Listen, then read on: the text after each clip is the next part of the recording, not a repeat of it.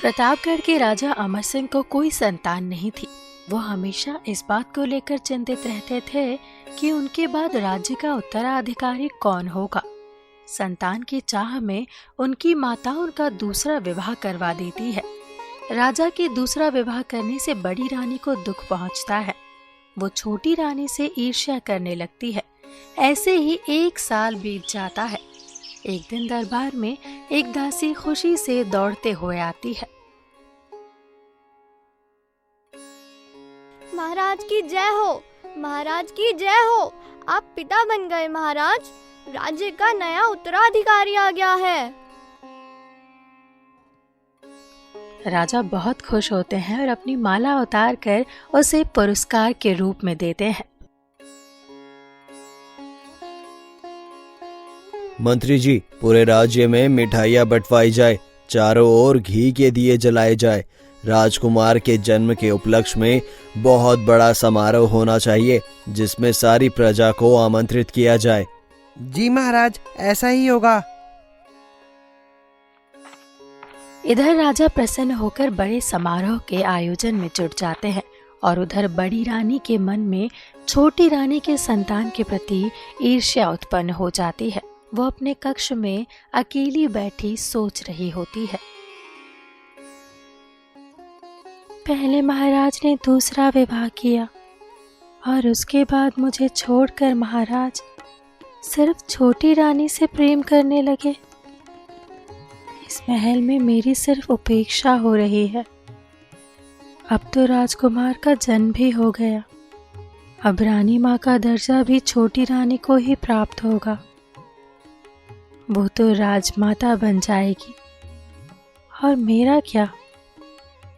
मुझे कुछ ना कुछ तो करना होगा। राजकुमार के नामकरण समारोह में बहुत सारे राजा और राजकुमार आते हैं।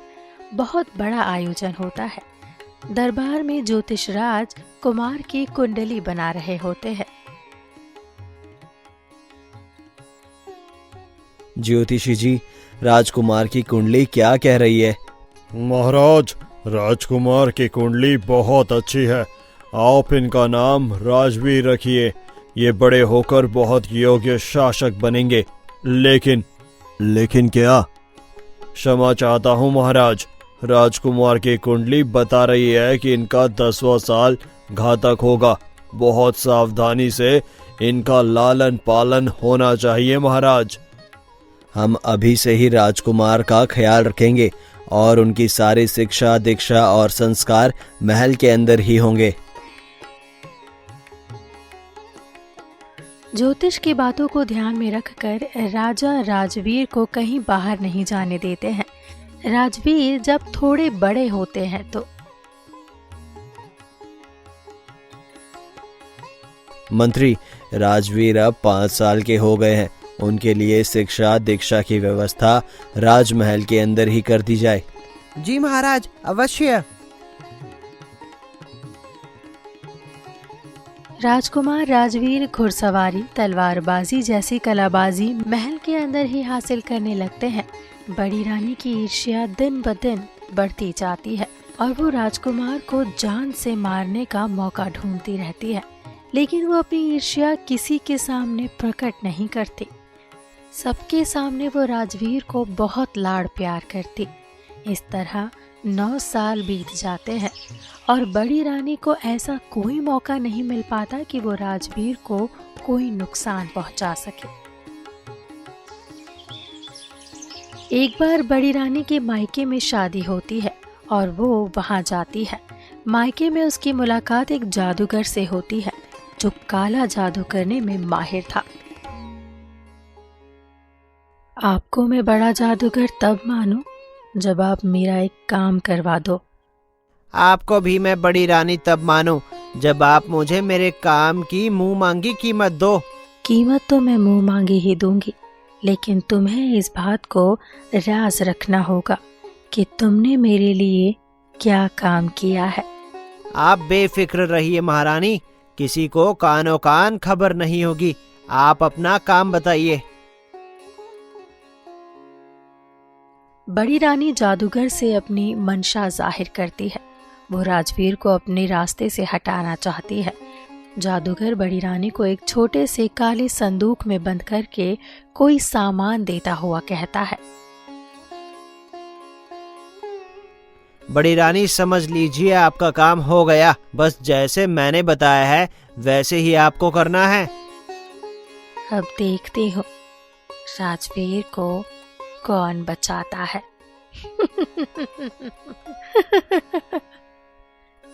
बरसों की मेरी तमन्ना अब पूरी होने वाली है।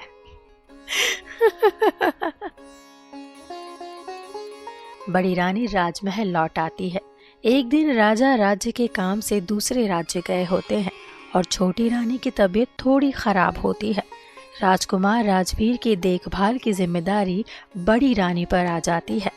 राजकुमार राजवीर बड़ी रानी के पास आता है और कहता है,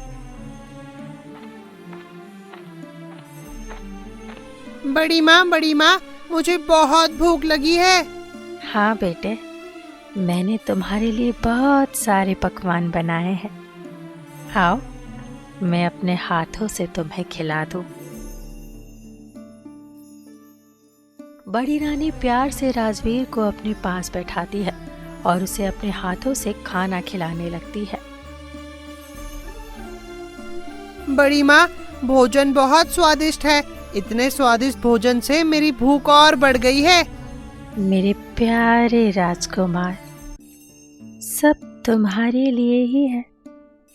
जितनी मर्जी उतना खाओ। और हाँ, तुम्हारे लिए विशेष कुल्फी भी मैंने खुद अपने हाथों से बनाई है। क्या? कुल्फी? वाह बड़ी माँ, आप कितनी अच्छी हो। मुझे कुल्फी बहुत पसंद है। हाँ, मुझे ये पता है, इसलिए तो मैंने अपने राजा बेटे के लिए बनाया है। तुम भोजन समाप्त कर अपने कक्ष में जाओ, मैं वहीं तुम्हारे लिए कुल्फी लेकर आती हूँ।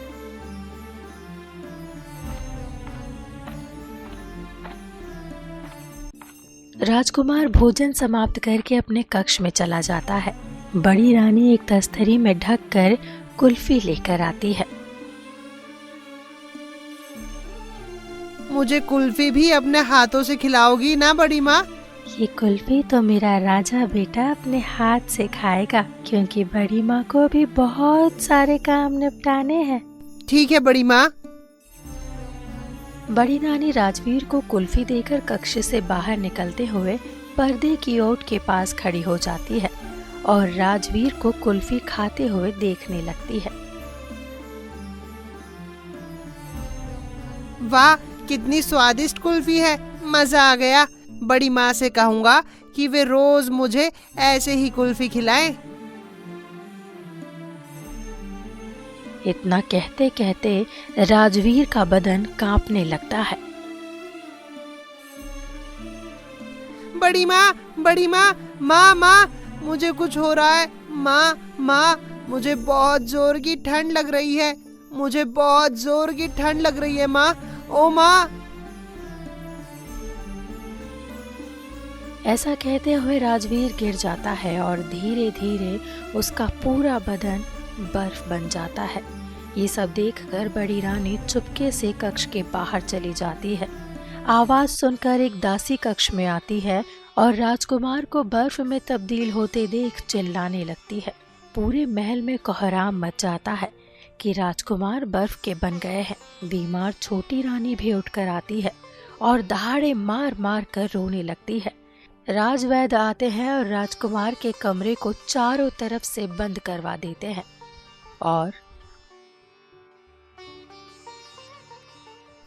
इस कमरे में कहीं से रोशनी की एक किरण नहीं आनी चाहिए।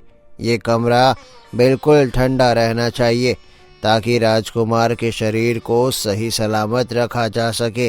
अगर बर्फ बने राजकुमार का शरीर पिघलता है तो फिर राजकुमार को कभी जिंदा नहीं किया जा सकेगा। राज्य का दूत आनन फानन में जाकर राजा को ये संदेश सुनाता है।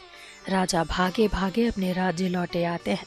दूर दूर से वैद्य, तपस्वी, जादूगर सभी बुलाए जाते हैं ताकि राजकुमार को कोई उसके असली रूप में वापस ले आए, लेकिन कोई भी इस कार्य में सफल नहीं हो पाता। राजा की चिंता दिन ब दिन बढ़ती जा रही थी क्योंकि भीषण गर्मी पड़नी शुरू हो गई थी। पूरे राज्य में सूखा पड़ गया था। पूरा महल गर्मी से तपने लगा था। एक दिन दरबार में एक तपस्वी आता है। राजा और सारे दरबारी सिर झुकाए बैठे होते हैं।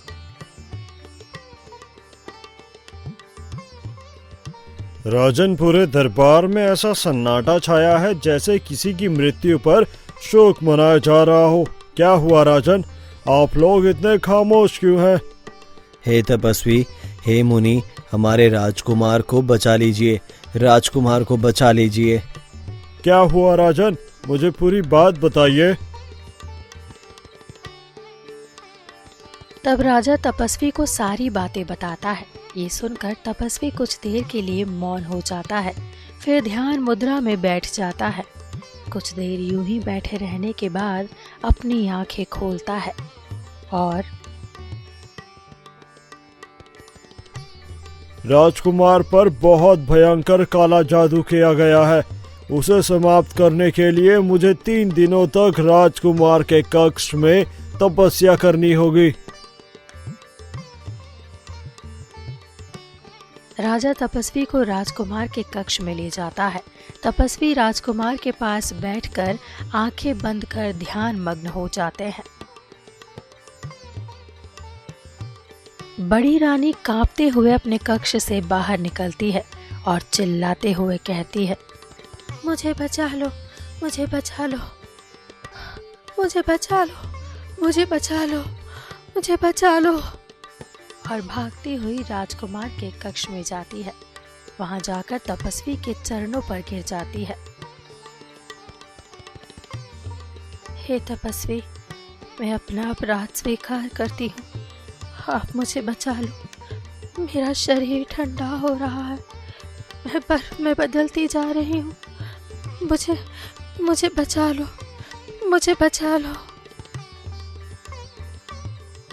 ये कहते हुए बड़ी रानी वहीं पर गिर जाती है और धीरे धीरे बर्फ में बदलने लगती है। तपस्वी अपने कमंडल से जल निकालकर कुछ मंत्र पढ़ता है और राजवीर के शरीर पर छिड़कता है। धीरे धीरे राजवीर उठ जाता है। तब तक महाराजा, छोटी रानी और महल के सारे कर्मचारी आ जाते हैं और ये चमत्कार देखकर दंग रह जाते हैं।